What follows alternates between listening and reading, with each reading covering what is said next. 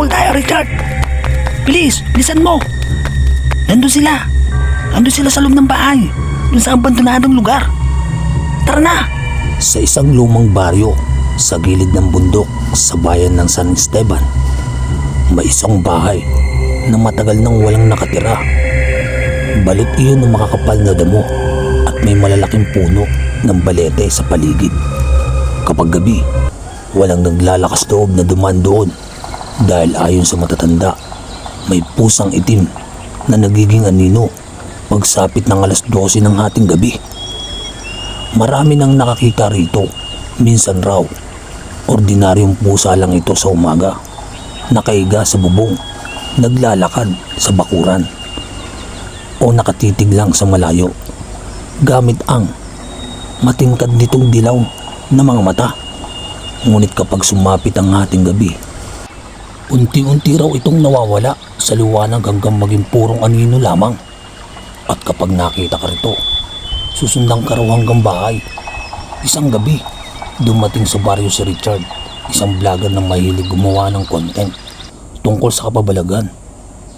Kasama niya ang kaibigan si Jun, na siyang cameraman. Sigurado ka bang dito tayo magbibideo? Tanong ni Jun habang nanginginig ang boses. Nako, magandang content dito. Viral tayo dito. Natatawang sagot ni Richard.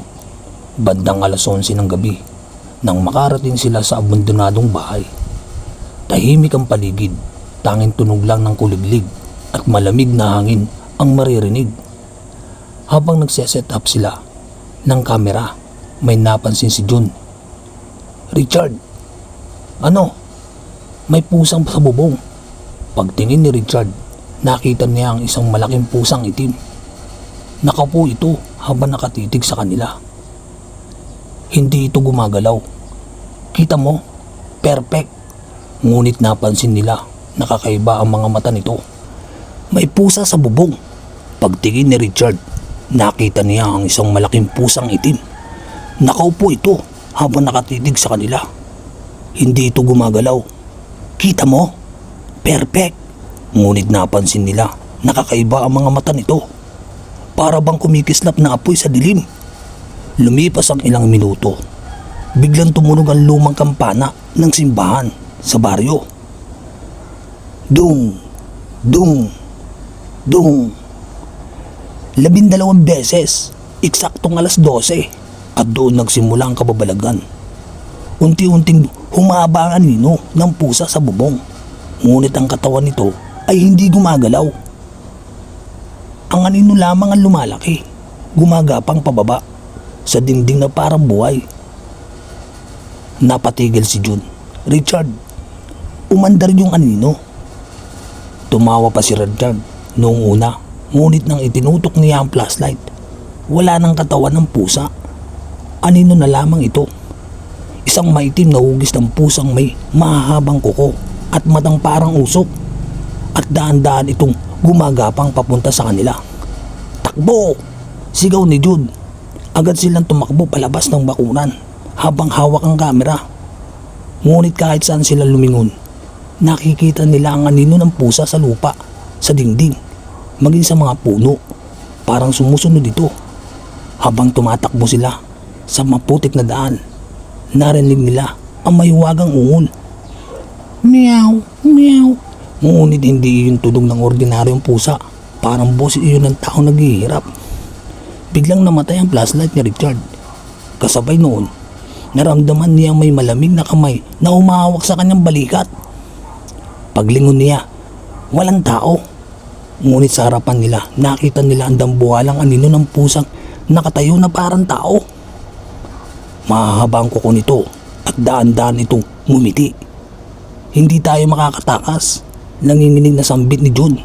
Biglang bumukas mag-isa ang pinto ng abandonadong bahay, at mula sa loob nito ay may boses na matatandang babae. Ibalik nyo ang pusa ko. Kasabay noon, nagsimulang mag-flash ang camera ni John ng kusa.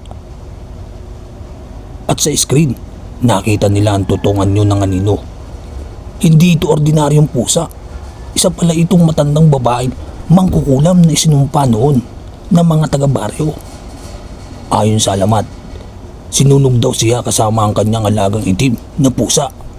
Ngunit bago siya namatay, isinumpa niya ang buong baryo at tuwing sasapit ang ating gabi, ang kaluluwa niya ay sumasanim sa pusang itim upang maganap ng bagong kaluluwa.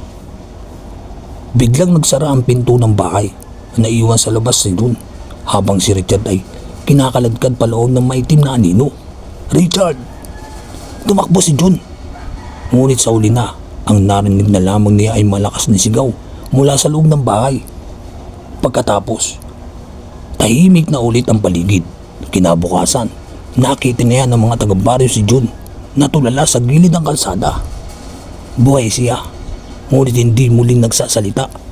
At si Richard hindi na nakita kailanman.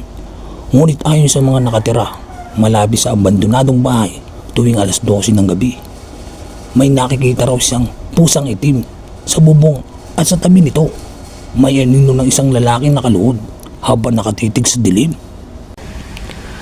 May mga kwento na hindi para manakot kundi para magpaalala na may mga bagay sa mundong ito na hindi pa natin lubos na nauunawaan. Ito ang PLTV, Kwentong Kababalaghan.